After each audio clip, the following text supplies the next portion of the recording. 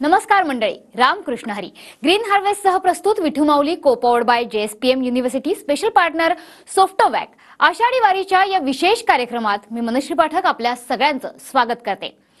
अरे वारा कर्या तुला नाही ऊन वारा थंडी झुगारत अवघ्याले आली पंढरीची दिंडी.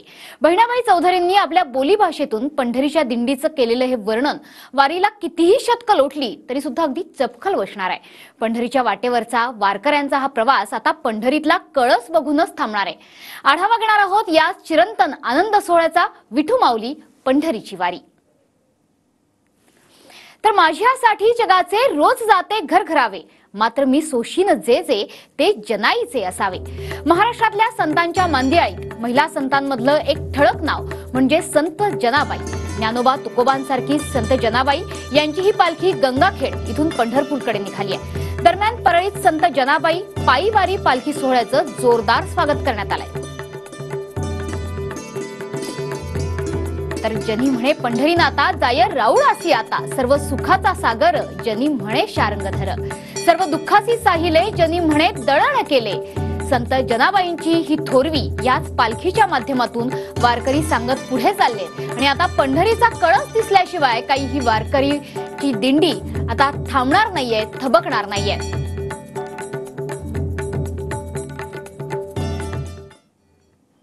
तर अवघड वळणवाटा पार करत वारकरी आता आतुरतेने निघालेत ते म्हणजे पंढरीकडे.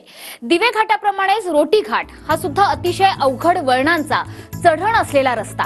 पण विठ्ठलाची ओढ लागलेल्या पावलांना ही अवघड घाटही आता सोपा वाटतोय. रोटी घाटातल्या वळणवाटांवरून वारकऱ्यांचा मेळा आता पंढरीकडे निघालाय. त्याचीच ड्रोन कॅमेऱ्यातून टिपलेली ही मनमोहक दृश्य.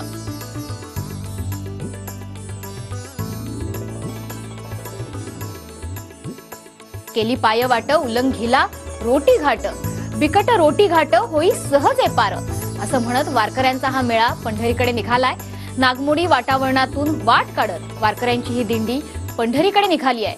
वाटेत कितीही खाचखळगे आले तरी सुद्धा न थबकता न थांबता वारकरी अखंडपणे चालतायत ते आपल्या विठू माऊलीला भेटण्यासाठी.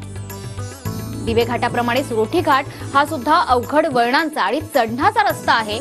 मात्र कितीही चढणाची वाट असली तरी सुद्धा ती सोपी वाटायला लागली आहे वारकऱ्यांना, कारण आपल्या माऊलीचं दर्शन घ्यायचंय. रेड्यामुखी वेद बोलविला गर्वत विजयांचा हरविला. संत ज्ञानदेवांनी रेड्यामुखी वेद वदवले असा दृष्टांत दिला जातो. पंढरीच्या वारीत पालखी सोबत रेडा सुद्धा वारकऱ्यांसोबत विठ्ठल भेटीला निघालाय. या रेड्याचं सुद्धा दर्शन वारकरी घेतायत. माऊलींनी रेड्याच्या मुखी वेद बोलवला अशा पद्धतीचा दृष्टांत जो आहे तो सांगितला जातो. सध्या संत तुकाराम महाराजांची पालखी ही रोटी घाटामध्ये येते आणि आपण पाहतोय की पालखीसोबत एक रेडा जो आहे एका वारकऱ्यासोबत पंढरपूरची वारी जो आहे तो करतोय. काय नेमके याचं महत्व काय? महत्व रेड्यामुखी वेद बोलला गर्भध्वजांचा हरविला. हा असा माऊलीने जो वेद बोलविला होता त्यासाठी रेड्याचं महत्व आहे, म्हणून रेड्याला घेऊन चाललो आहे. मला सांगा काय वारकऱ्यांची प्रतिक्रिया असते याला पाहिल्यानंतर मुखामध्ये म्हणजे मुखा प्राणी सुद्धा बोलू शकतो.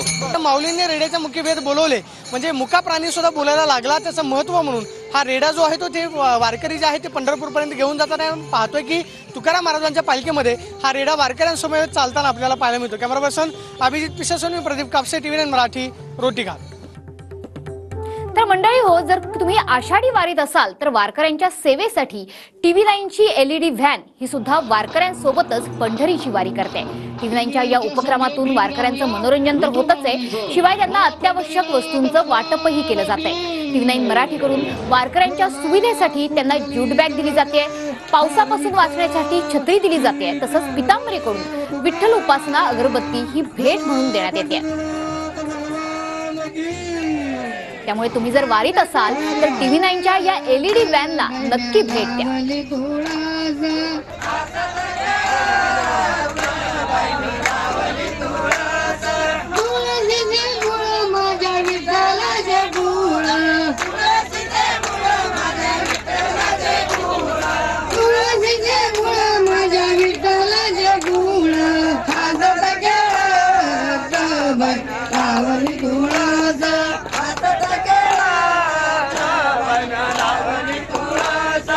आज TV9च्या मध्ये छोटीशी भेट आहे. आता विठ्ठलाला करूया प्रसन्न, तुळशीच्या सुगंधाने युक्त पितांबरी देवभक्ती, विठ्ठल उपासना अगरबत्तीने उपासना विठ्ठलाची आणि ध्यास खऱ्या अर्थानं विठू माऊलीच्या दर्शनाचा. असं मला वाटतंय हे जे भेट आहे ही माऊलीला जरी देत असलो तरी त्याचा सुगंध हा प्रत्येकाच्या घराघरामध्ये जाणार आहे. बोला मुंडई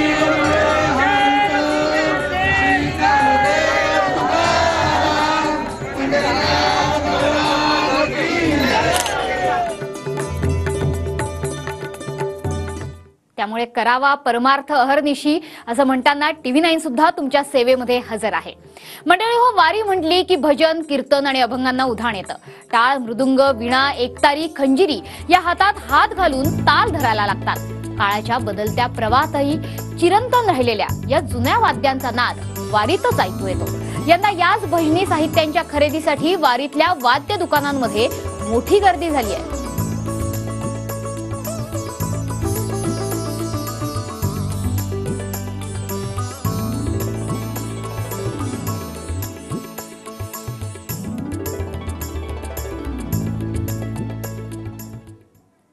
तर गेले सांगू ना ज्ञाना तुका, झाला उशीर तरीही शिका. सासवडमध्ये वारी साक्षरतेची, वारी शिक्षणाची हा अनोखा उपक्रम राबवला जातोय. शिक्षणाचा संदेश देणारं एक अनोखी 3D रांगोळी प्रदर्शन सासवडच्या पुरंदर कॉलेजमध्ये भरलंय.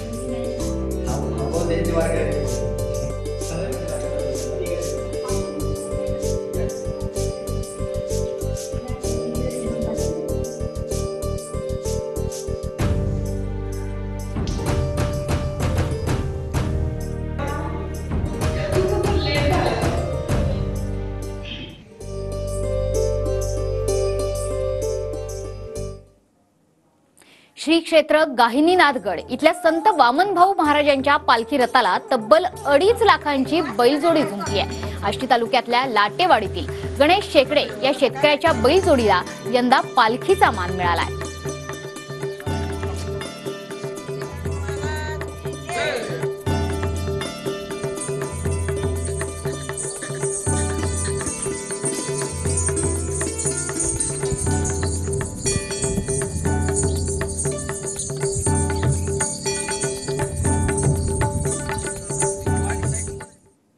दोनशे वर्षांची परंपरा असलेली श्री क्षेत्र गोदावरी धाम म्हणजे सरला बेट पायी पालखी पंढरपूरकडे मार्गस्थ झाली आहे. या पालखीत हजारो भाविकांची उपस्थिती आहे.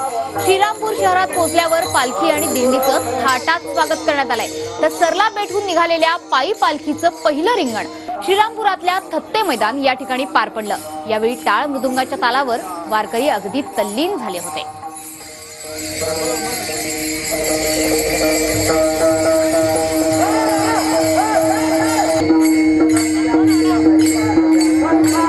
योगीराज सद्गुरू गंगागिरी महाराजांनी 200 वर्षापूर्वी हा पायी दिंडी सोहळा चालू केलेला आहे आणि जवळजवळ 5 मंथ आजपर्यंत होऊन गेलेले आहेत.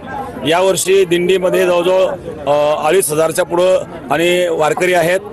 फार भव्य अशा प्रकारचा दिंडी सोहळा असतो आणि भगवंताचा भजनाचा आनंद घेत घेत सर्व वारकरी चाललेले आहेत. वरुण राजाने सुद्धा खूप चांगल्या प्रकारे साथ दिलेली आहेत. पाऊसही चांगला होत चाललेला आहे. आणखी चांगला पाऊस हो, शेतकरी वर्ग सुखी हो ही पांडुरंगाची चरणी प्रार्थना आणि पांडुरंगाचा भजनाचा आनंद आपण सर्वांनी घ्यावा. तर मंडळी हो, डीजेच्या कर्णकर्कश आवाजात वारकरीच्या ह्या टाळ मृदुंगाच्या जयघोष ऐकायला विसरू नका. विठू माऊलीची ओढ ही अशीच कायम राहणार आहे. तुर्तास मात्र वेळ झाली आहे इथेच थांबण्याची. रामकृष्ण हरी.